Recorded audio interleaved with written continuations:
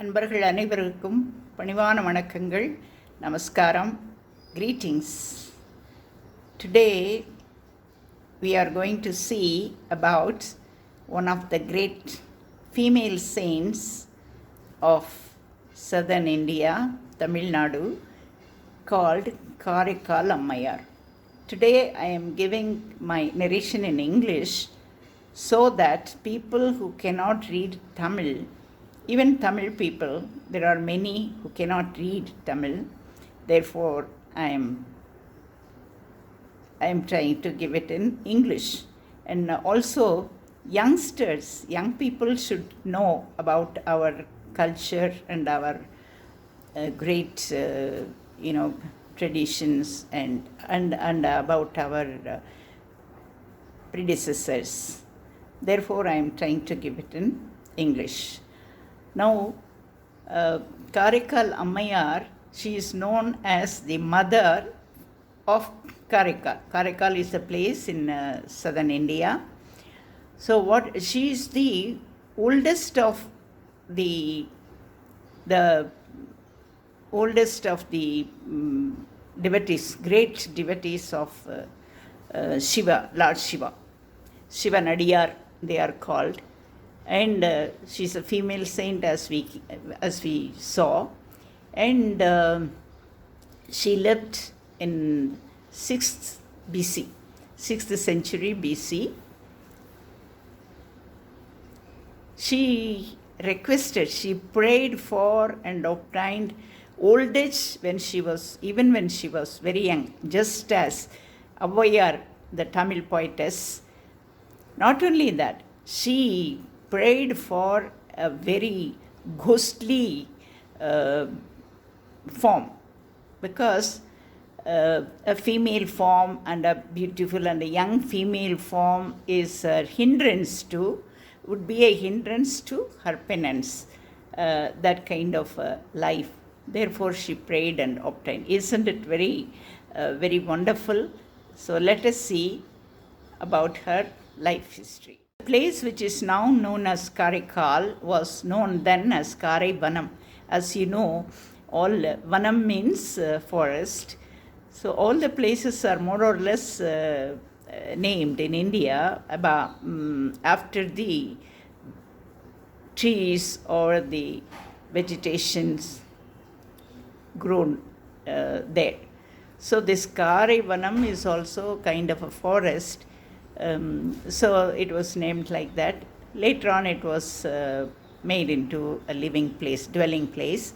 So there was this Dhanadatta and Dharmavati were a couple. She was born, a female was born to them. They named her as Punitavati, meaning a very pure soul, pure one. And they brought her up very fondly, they were very loving, and because she was the only child to them, and she received all the attention, all the love and affection of her parents.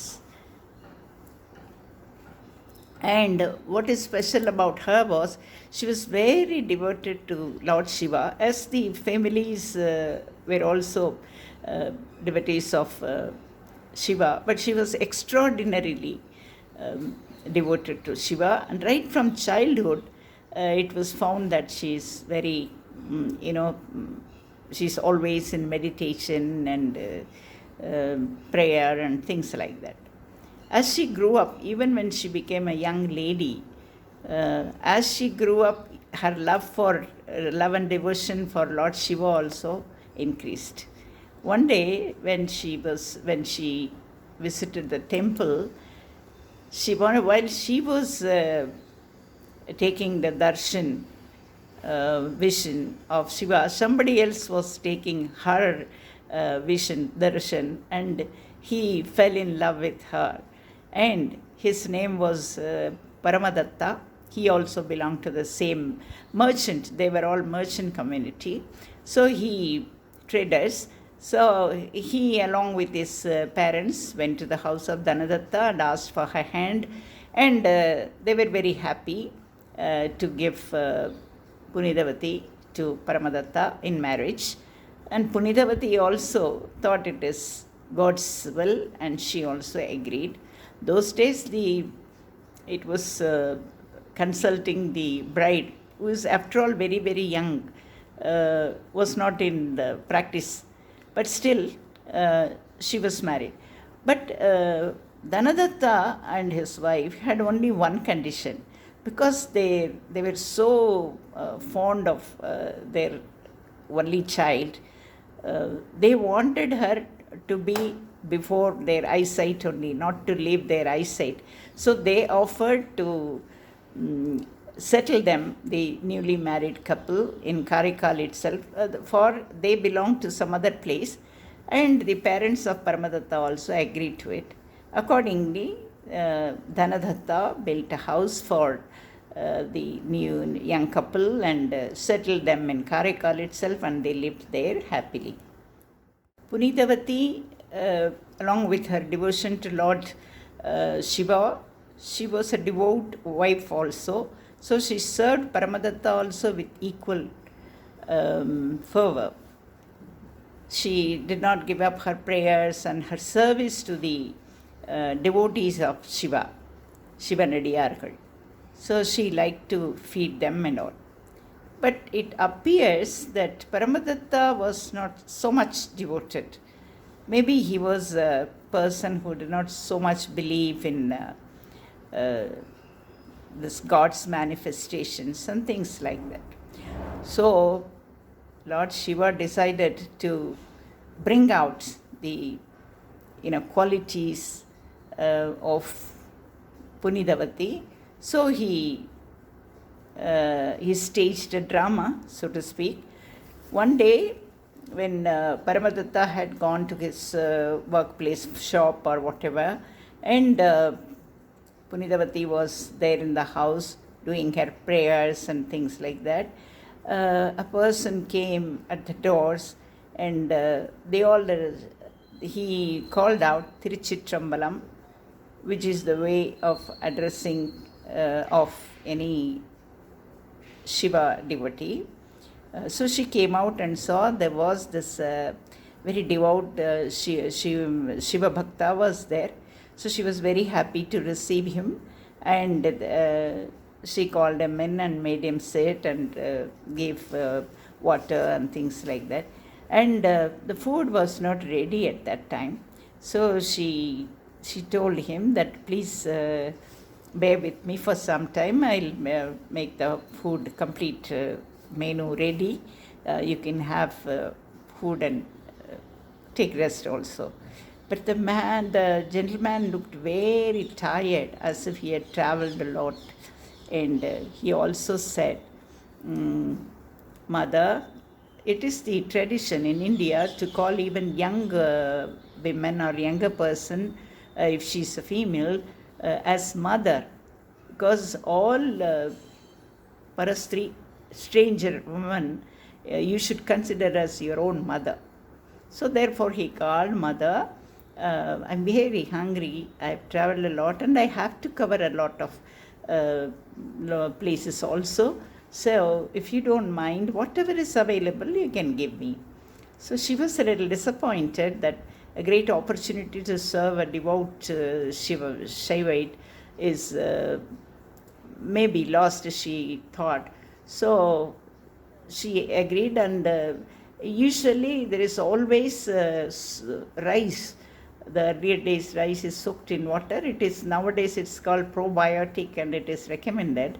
So that was the staple meal for all farmers also. So it was there, so she mixed it with curd and gave him along with tender mango pickle. Mavadu it is called. So she offered him, and he ate in great hurry. He ate as if he was very, very hungry. He did not look up till he finished, and when he looked up, it looked as if he is not still satisfied. So Punitavati wondered what to do now. What can I offer him? At that time, fortunately, the servant of Paramadatta came at the door, and she saw that he had brought two mangoes, ripe mangoes, and he said, the master asked me to give it to you, and he left. So she was happy, and she offered one of the mangoes to the guest who had come. And he also ate it, and then he looked satisfied. That is the drama the Lord Shiva is playing with her. So then he left after blessing her that you will be celebrated in all the worlds. And thereafter, after some time, Paramadatta came as usual for his afternoon lunch, and Punitavati also served him food and all. Then she offered him the mango which was there, and he ate the mango, and what a surprise. Usually he used to offer her, he used to give her equal share, but that day it is the Lord's play, sport. So he said, it is so nice, will you give me the other mango also? So she was now flabbergasted. What am I to do? Now she had, that's why it seems that Paramadatta did not perhaps like her devotion to Shiva, that Shiva Bhaktas and her services. It looks like, because she could not tell him that she offered it to a Shiva devotee. So she hesitated, and then, but in her mind she remembered God and Lord Shiva, and she prayed to him. She went inside and she prayed to the Lord. See, now my husband is, I served that Shiva devotee thinking that he is verily your own self. So now my husband is asking for another mango. What shall I do? Please save me from the situation. So Lord immediately produced one mango in her hand. Then she gladly offered it to Paramadatta.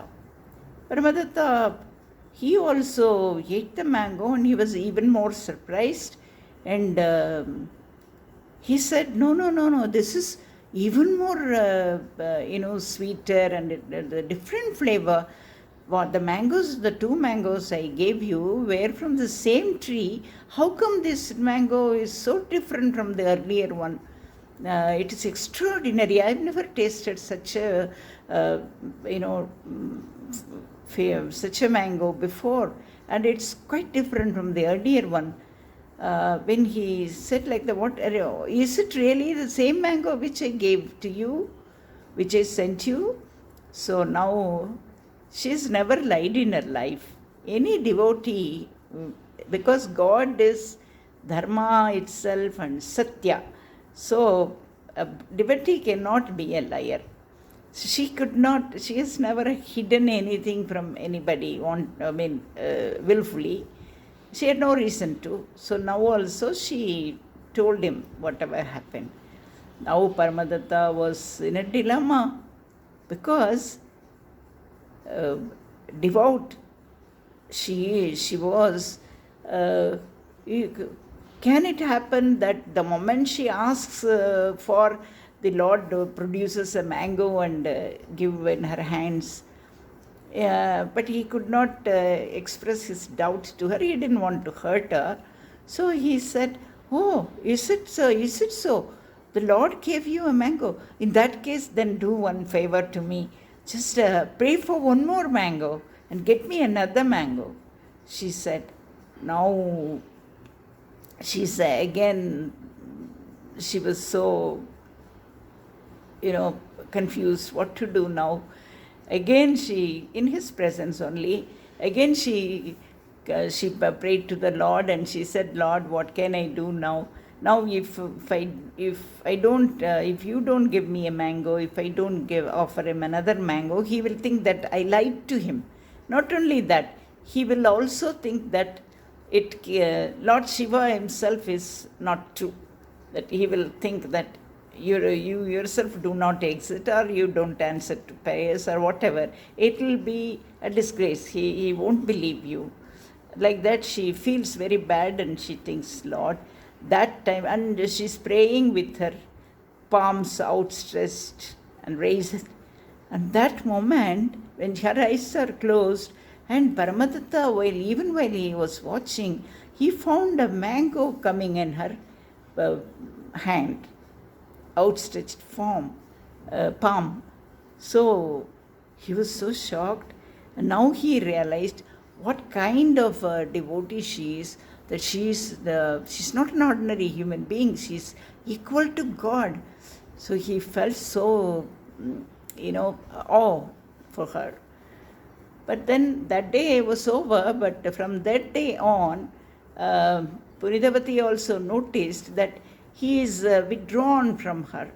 He is not behaving like a husband with her, like he used to. And he was so aloof, separated, like even they were living in a single house, they were separate only. So she could not connect, she did not understand, but she was trying to serve him and all, but he was very hesitant to take her services because he had so much awe and respect for her. He could not treat her like an ordinary woman or an ordinary wife. So then one day, he, on the pretext of his business, he went to the city Madurai, Tiruvalavai. Then, but she waited and waited for him, but he never returned. After a long time, she went to Madurai along with her relatives, maybe father and all. She went to Tiruvalavai, Madurai, and there, anybody living in Madurai will, in the evening, they will go to the temple. That was the practice then. The temples are there for that purpose. Especially Shiva temple, people go in the evening. That is, evening time is called Rudra Vela. So, Rudra is Shiva. So, even it is said that all other gods also go to pray Shiva, Lord Shiva, at that time in the Shiva temple. So, therefore, she also went there, waited, and they found him. She found her husband not as her husband, but the husband of another woman. Not only that, and the father of a little girl. Then the moment he saw her, he fell at her feet along with his wife and the little girl. So she was so shocked. This is never done. The wife prostrates before the husband and not the other way around. So she was taken aback, and then he introduced his wife and the little baby as Punitavati, which is her own name. So she realized that he is because of respect, he moved away from her. And then she decided that this worldly life, and especially the married woman's life, is not for me. So she decided to devote her entire life for the service and prayers, meditation upon Lord Shiva. But she must have thought that a female form, a young woman's form, is a hindrance for her penance. So she prayed to Lord Shiva,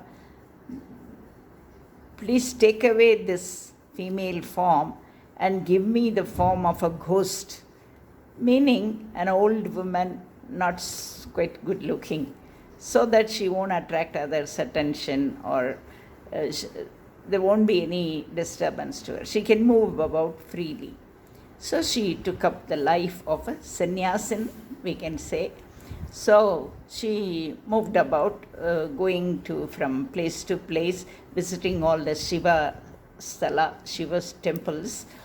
Then she wanted to witness, she wanted to see the dance. Shiva is known for his various forms of dances. So she prayed him. So Lord said, Shiva ordained her that you come to Tirualankadu. There is a place near Tanjavur, Kuvakonam and all. Tirualankadu, as I said, Kadu is forest. Places are named after the trees or the other plants which were abound in that place. So Alam Kade means, Alamaram means banyan tree. So that place must have been full of all this banyan tree. So it is called Alam Kade, the forest of banyan trees. And there Shiva, Lord Shiva temple is there. She went there, and there Lord showed her all the forms of dances, especially the Urdhva Tandavam. That is where the Lord raises one of his legs up to his head, right above. So that is called Urdhva. That she witnessed. So today also you find that the Utsava Vigraham, that is in that form, Urdhva dance. Wherever we don't find it elsewhere, that Urdhva Tandava pose, and not only that, and there is an image of Karikalammayar also there within the sanctum sanctorum. It is very rare. No human form is kept in the sanctum sanctorum. Very rarely it happens. So she is given that honor. So there she is so great. So her life goes like that in prayers, penance, and finally she decides that it is time that she goes to Kailash, which is the abode of Lord Shiva, and have his darshan there, meaning what? End the human life. Not forcibly, but just to merge in Lord Shiva himself. So she undertakes the journey. When you will find all other great saints of Shaivas, like Nalvar we call, Appar Sambandar, Jnana Sambandar, Sundarar, and Manikavasagar. They all, Manikavasagar merged with Shiva in the Nataraja, Chidambaram Nataraja temple itself. And Tiruppugalur, our Tirunavukarasar, there he merged with the Lord in Tiruppugalur temple itself. And Jnanasambandar merged with the Lord in that Nallur Perumanam, Nallur. Then Sundarar is God himself sent a white elephant and took him to Kailash. So many saints are there who went to Kailash. Even Jnanasambandar, Tirunavukarasar tried to go to Kailash. He did travel a long distance. Then one place, Lord himself appeared in another form as a human being, and he said, "Where are you going in the old age? Now all your feet and all are." He also, his feet and all became, so sore and all. He said, "Why do you take so much trouble?" Then he said, I will arrange for you to go to Kailash. So you take bath in this tank. There was a tank there where he took bath there, and when he came out, he found himself in Tiruvayyaru, another place near Sanjavur in South India. That is how the life history. There God himself showed him the vision of Kailash. Kailash is a state of mind, after all. That's what we gather. There he sang this Madar Pirakkanniyane, where he says, anything and everything, all Chit, Achit, this living, non-living, everything is Shiva and Parvati. Whatever is in name and form, whatever is male is Shiva, and whatever is female is Parvati. Like that he sings there. So that is Kailash Darshanam. Kailash Darshanam means seeing everything as a form of God. Anyway, she went to Kailasha, and when she reached the mountain, she thought, this is the abode of Lord Shiva, God himself. How can I set my foot on that? It is a disrespect. So she walked upside down with her palms, instead of her feet. She walked on her head was down and her feet were up, and with the help of palms, she went up. And Lord Shiva, when she went near, all these Shiva Ganas and Bringi, Nandi, all those servants of Shiva, they all got stunned by looking at her. See, there is such a devotee who is coming in this fashion to the Lord. They did not stop her, they did not dare stop her. It did not occur to them also. And when she raised, and Lord Shiva himself got up and said, "Come, my mother," he said. "Ammaye varuga, come, my mother," he said. Then Parvati asked, "Who is that?" Then she also got up and he said, She is the mother who protects me," he said. So that is why we call her Ammayar, that's the mother. And to distinguish her from others, it is the name of her city is added, Karikal Ammayar. And she has written the hymns, the 10 verses she has written, Padikam called, that itself is named Mutta Tirupadikam.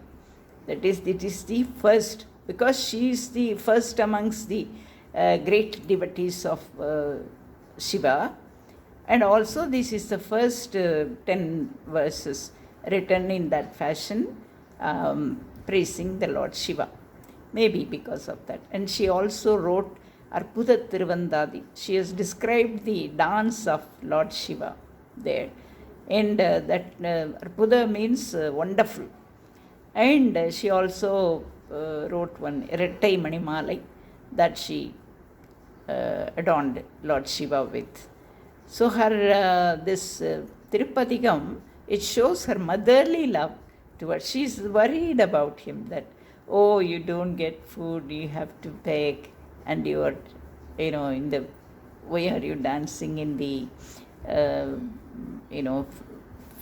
cremation ground and things like that. So that kind of motherly love is displayed in her thing. Therefore also, she considered him as her child perhaps, and Lord calls her as his own mother. So, as is the practice in our country, especially in southern India, we remember the main incidents of the life of Karikal Ammayar by celebrating on that particular day. Like, her wedding ceremony, her marriage ceremony is also recreated in the month of Chichirai in Karikal, where there is a temple offered for her, temple of Karikal Ammayar also, and Shiva temple also. So her marriage ceremony, as also there is one Mangani Tiruvizha, the festival of mangoes. That is when people, in remembrance of these incidents by which Lord, the sport Lord played with Karikal Ammayar, and brought out her devotion to him, and by which he made her his own servant, you can say. So that incident is remembered by this Mangani Tiruvizha, or the festival of mangoes. That day, all the devotees from not only the city, from outside the city also, as also from abroad also, people come and take part in it. They throw mangoes at the Lord. The Shiva comes in a procession throughout the, through the streets of the city, main streets of the city, and people have darshan and they offer mango to him, and it is distributed as prasadam. Even today it is celebrated, just as we celebrate the incidents of the Lord, carrying mud and for the sake of Manikavashagar, and then he got beatings from the king also. We celebrate it in Madurai today also. Like that, this also is celebrated. This is how we remember, and this, and we give it to the younger generations, and from generation to generation people get to know and remember these great souls. So that is the story of Karaikal Ammayar. In praise of her and as a prayer to her, I have written this poem which you see on the screen. சேயாய் மானுடர்க்குத் தோன்றி மாயா உலக வாழ்வு வேண்டாய், பேயாய் பேய்க்கணத்தோடாடும் தீயாடிக்குத் தாய்தான் ஆனாய், தூயாய் தாராய் மாங்கனி என்ன மனங்கனிந்தவர் அவர் தாமும் ஈய, ஓயாய் மனம் மணந்துறந்து போய் கலந்தாய் அவர் தூவடி எமைக் காவாயே. Those who know Tamil, I hope they understand. For others, the meaning is, சேயாய் மானுடர்க்கு தோன்றி, you were born as a human. மாயா உலகு வாழ்வு வேண்டாய், this you did not aspire for this illusory worldly life. பேயாய், you attained the form of a ghost. பேய்க்கணத்தோடு ஆடும், Lord Shiva who dances with his ghosts, Shiva Ganangal, தீயாடிக்கு தாய்தான் ஆனாய். He is Shiva holds fire in his left hand while dancing. You became his mother. தூயாய், oh the pure one, தாராய் மாங்கனி என்ன, you asked for please give mango like that to Shiva. Mananganindavar dhamam iya, he was graceful to grant that. Oyai manam turandu, oyai manam, that is you were not depressed when your husband left you. Manam turandu, you left the householder's life, the married life. Poi kalandai our tuvadi, you went and attained moksha, that is you merged in Lord Shiva, reached his holy feet. Yemai kavaye, please protect us. That is the meaning. Nandri, vanakkam. உங்களுக்கு இது பிடித்திருக்கும். I hope you all liked it. Please share it. Otherwise also please comment. Thank you. Nandri.